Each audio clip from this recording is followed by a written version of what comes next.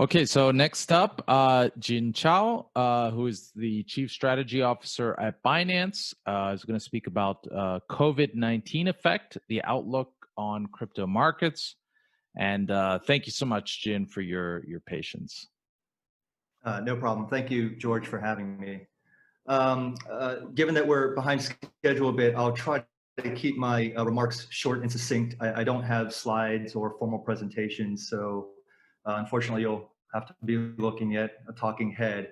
I'll impart some of my points with some data points I have, but overall, there's really just a few simple takeaways here that I'll try to summarize towards the end, and then if there's time, happy to take a few questions. But let's just kick it off. First and foremost, as a strategist, this outbreak is not something that corporate departments, strategy departments can and will plan for. It's certainly something that we would consider a Black Swan event. And I'll be the first to admit that being based in Asia and sort of seeing the spread from the early days, then over to Europe and the US, my initial reaction was not that it would come to where we are today. In fact, I thought this would be something that would be resolved month, 2 months, maybe a quarter max. And now we're sitting 2 quarters in. We can look back on some data, see how the market has been reacting, and there's a much clearer picture. So there are crises that happen every 10 years or so: the global financial crisis, dot-com bust, oil shocks in the 70s. But we're looking at something here that's much more closer to a generational event, something closer to World War II. And when I say that, I mean what that means as far as permanent changes in industries, consumer behavior, lifestyle choices, and how we work and interact going forward. And this is likely not going to be the last pandemic we've seen. So we'll need to deal with these types of things in the future. So I think there are going to be some permanent shifts, and the immediate economic response to date are some of the things that I'll go through and why I think some of these things. So I'll start with just outlook on GDP, right? So 2020 global GDP, at best, we're looking at a global contraction of 5%. I think in the US, that's already been projected up to 10% for the US, which is the largest contraction on record. I frankly think some of these numbers are pretty low, and I'll explain that in a moment, because what that represents is about a $4 trillion decrease in global GDP. And that does not quite match with what we're seeing on the quantitative easing side. And I'm talking about these because it does relate directly with what we'll see in crypto and what the implications are. So when I talk about some of these permanent dislocations, what it means for jobs for students, current workforce, particularly the trade among physical goods. We're going to see some industries that are never going to recover from this, and some that are just going to disappear completely if they don't pivot.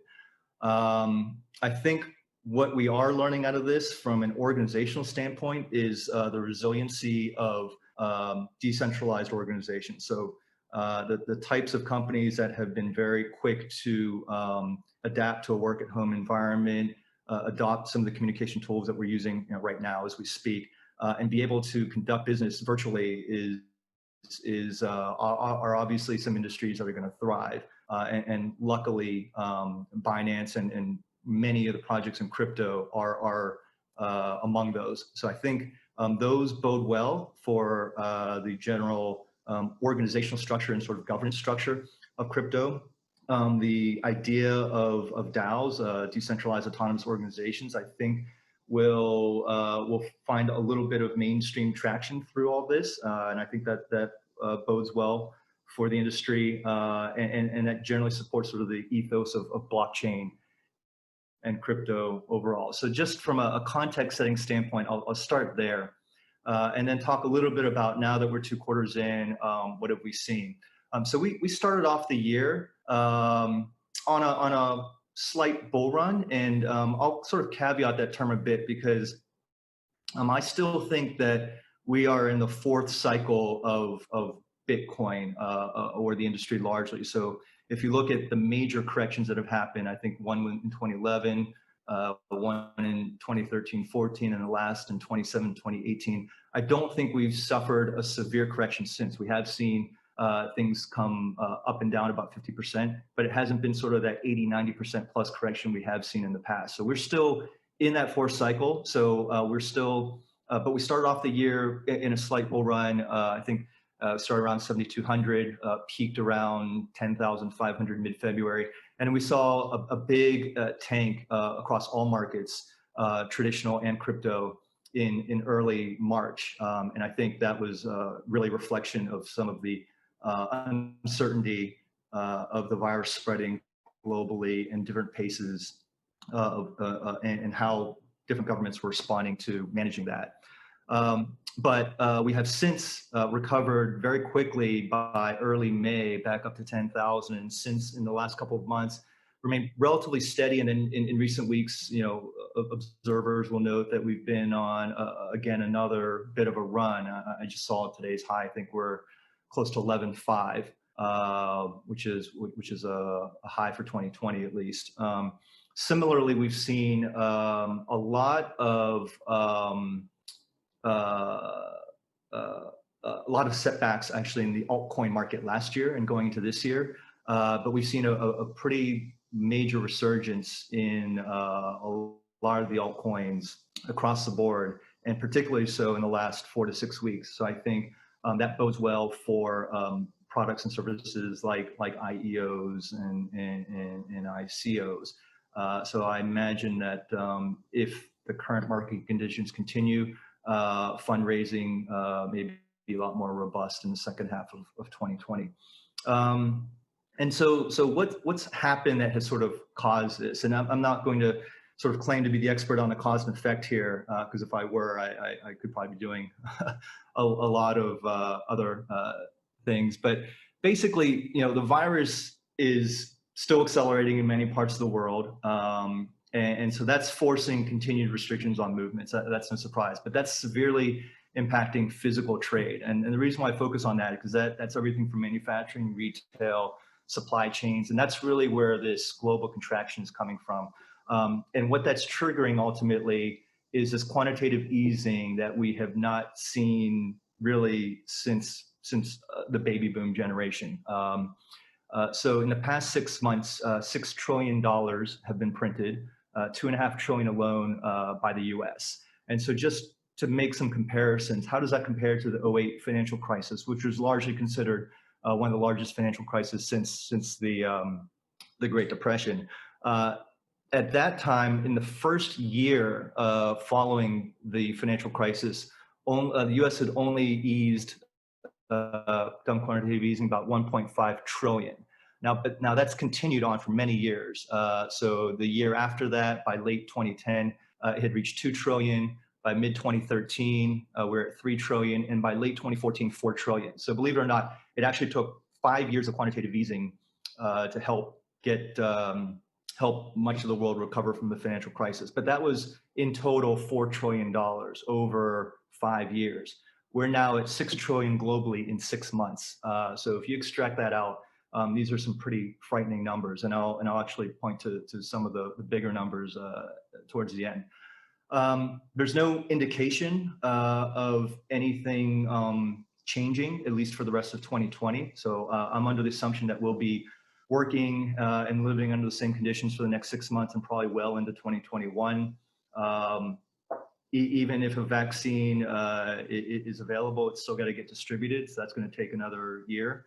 So we're likely in this situation for another year and a half, in my mind. What does that mean for the markets? So as I said, the pros for crypto here as a non-physical asset, retail, travel, F&B, manufacturing, these have all been hit hard. What's really done well is gaming, content consumption, and trading across the board.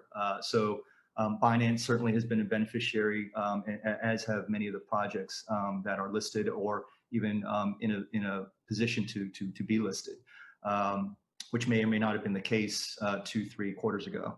Binance has had record volumes. So year to date, we've had the largest quarterly burns over the first quarter and second quarter. So that's publicly announced, and you can kind of do the math there. But we're seeing both spot and futures volumes at record highs. Whether or not that'll continue on for the rest of 2020, maybe we may see a little bit of stabilization, particularly if this continues and people just sort of fall into, this is the new, which everyone is still defining. There'll be a little bit of stabilization there, I suspect.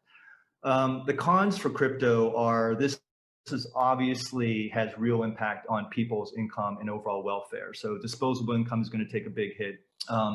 Speculative trading may lag as far as being impacted, but things like remittances, payments, and more day-to-day applications, the users with those applications are probably going to get hit fairly hard. And so those are the cons for crypto, is that at the end of the day, there is going to be less money or less purchasing power. And it depends again on how the QE is distributed. I think if I look at some of the policies, they're heading in the right direction, so that may help, but we'll see. The other thing I'll mention is that one of the impacts too with everybody staying at home is that crypto really supports the case for a global economy. And with people sitting home, you're looking at more and more localization. We're taking some steps back from the global economy, frankly. So the money is now, the transaction is now being accelerated. The velocity of money, excuse me, is much more local now than it is, and perhaps regional than it is global. So that will then kind of take the focus away from some of the bigger picture goals that a lot of folks in our industry are promoting. So that now what sort of will happen? And I guess this is sort of the million, billion, $1 trillion question. There is the quantitative easing that's happened makes a great case for crypto. Look, the birth of Bitcoin was really as a result of the global financial crisis in 2008. And again, like I said, the quantitative easing amounts there over 5 years were less than what we've seen globally in 6 months. So if the case was strong for Bitcoin after the global financial crisis, it's going to be an order of magnitude stronger coming out of this. So over the long term, unfortunately, this makes a great case for crypto. It's a painful lesson, unfortunately. I do think that what we saw in 2017, 2018, that run up, that bull market, we are starting to see some signals of that. I actually made a prediction publicly last July about what we would expect to see in this fourth cycle. A lot of that was misinterpreted as me making predictions for 2019. That was not the case. I was still making a prediction for this fourth cycle, which is still probably a year or two away from being fulfilled. But in that case, I do see a potential run up for Bitcoin well into the 50, 100,000 range. I'm not supposed to be saying it, but I'll just repeat what I said publicly last year. Will that happen this year? Probably not. Next year, more likely. Year after that, much more likely. And then what are some of the triggers? Well, I think first and foremost, humans and goods need to start moving again. So some of the travel restrictions need to lift. I think we're starting to see a little bit of that in some pockets in Europe. I would hope that we start seeing that in Asia by the end of the year, but again, no indications of that whatsoever. And then I think what we're seeing in the Americas is just really, really impeding that, unfortunately. So until things get under control there, you're going to just see at least global business travel still largely ground to a halt. So that's going to be the first trigger. When you start seeing people move again, that will be a good sign. And then, as I mentioned earlier, on the altcoin market, I think market conditions have been improving very, very quickly over the past 1 to 2 months. And I do think that that'll also be a leading indicator for another nice bull run in crypto for the second half of 2020. Then on a larger scale, what does COVID do for crypto globally?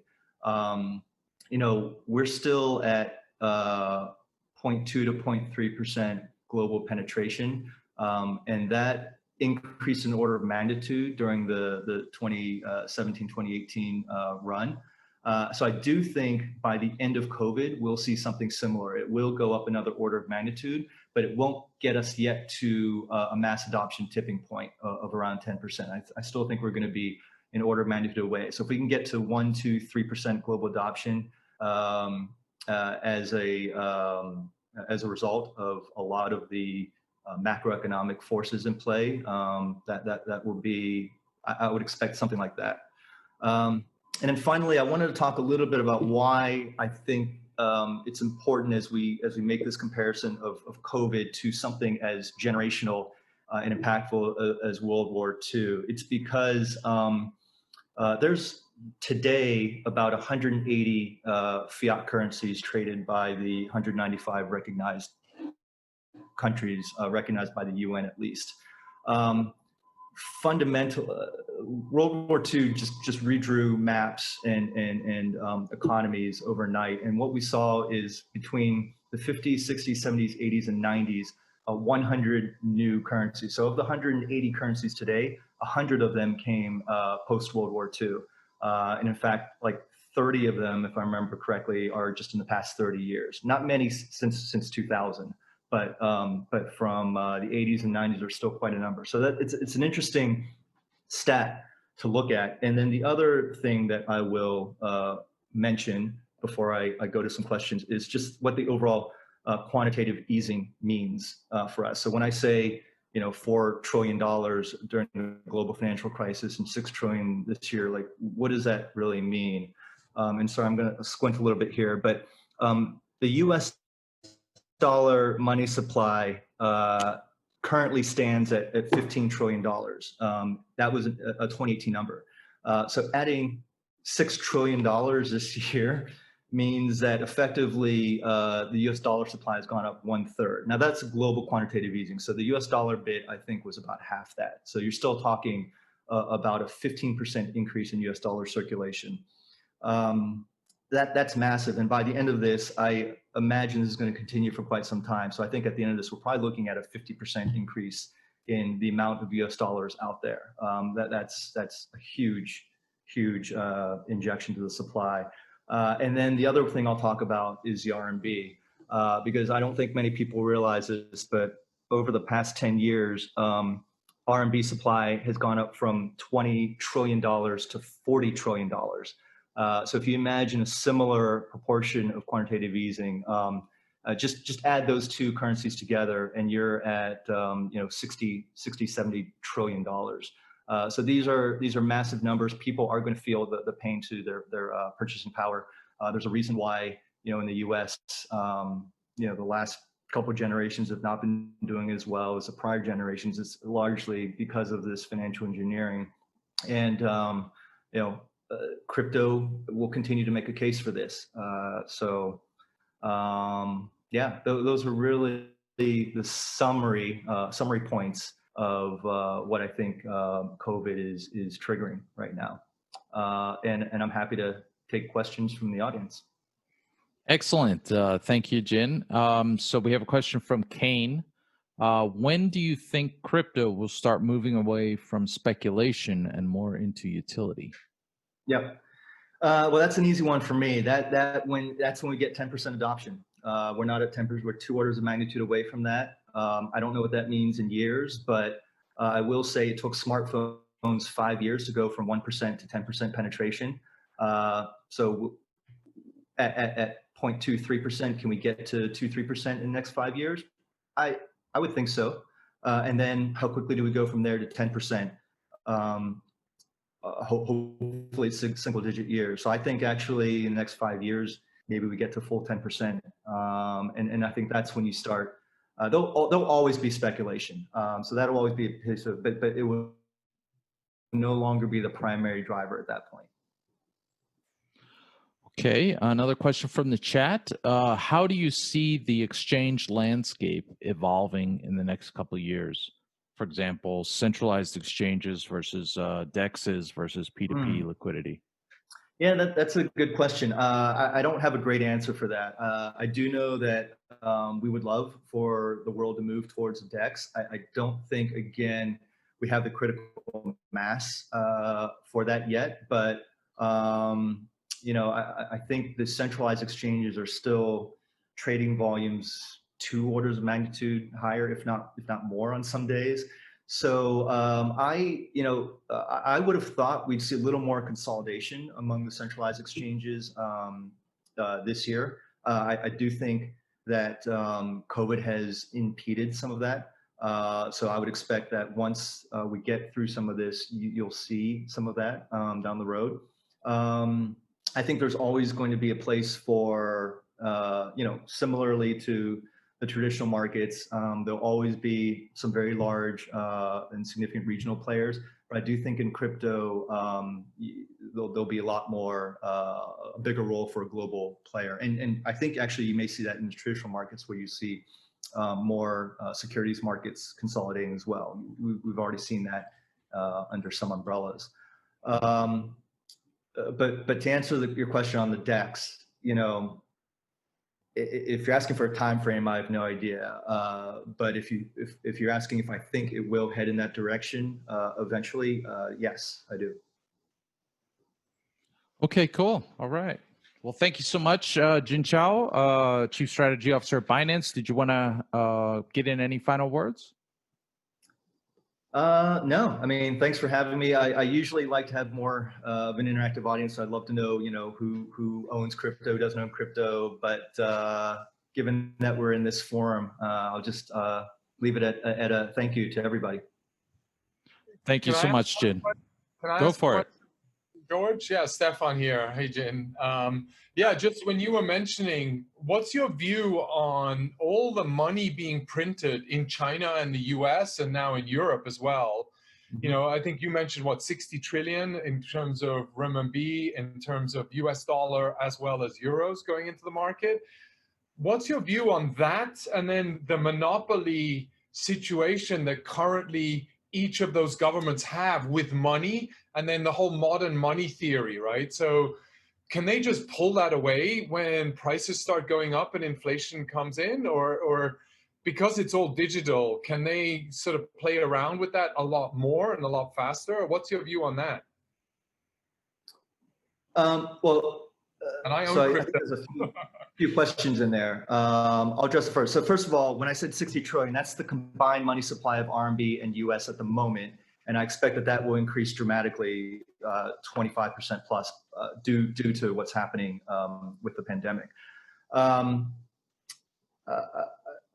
think your question around so the US is printing money really as a form of relief. China over the past 10 years has been printing money in order to maintain a relative peg to the US dollar, right? So that there's not too much volatility. I think if the RMB were to float and they weren't printing like that, you'd probably see RMB at 5 to 1 instead of, I think today it's like 7 to 1 or 7.5 to 1. I haven't been following. So they've been printing to maintain a relative stable exchange rate. US has been printing to ease some of the financial burdens caused by the financial crisis and now this. So two different reasons. Your other question around central banks, could you repeat it one more time? Yeah, it was more like even though they're printing to sort of sustain their economies for whatever reasons, I sort of, with this whole, because it's all digital now, and they have a monopolistic situation where the governments actually own the money and the distribution of the money, because it's all digital, can they just immediately retract the money in order to do the opposite versus just printing? Oh, sure. You're just talking about reducing money supply, of course, and that's happened. But generally, governments don't like to do that because they don't like to see prices go down. And so there's this sort of inflation's an evil word, but deflation is sort of like political suicide. And so that's why you rarely hear about the the money supply shrinking, but it does happen. But I think the primary point here is, should central banks be allowed to own that money supply? And I think that's, that's kind of why Bitcoin was born, right? The thought is that should not be in their power. You can give them the interest rates as their primary monetary policy, but to control the supply of that in a global economy is really a bit of a fixed game, because you have tons of countries that are reliant on other. So a lot of countries that tend to adopt crypto first and foremost, and are most forward-leaning in their regulatory frameworks, are generally countries that are pegged to the U.S. dollar and don't have central bank sovereignty.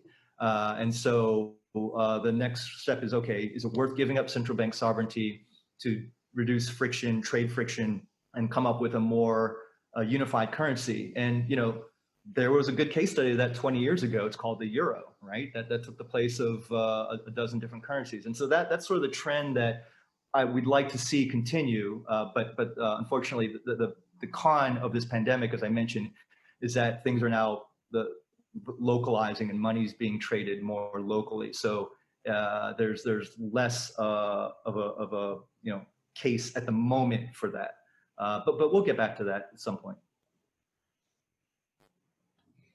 Yeah. Thanks. Yep. All right then.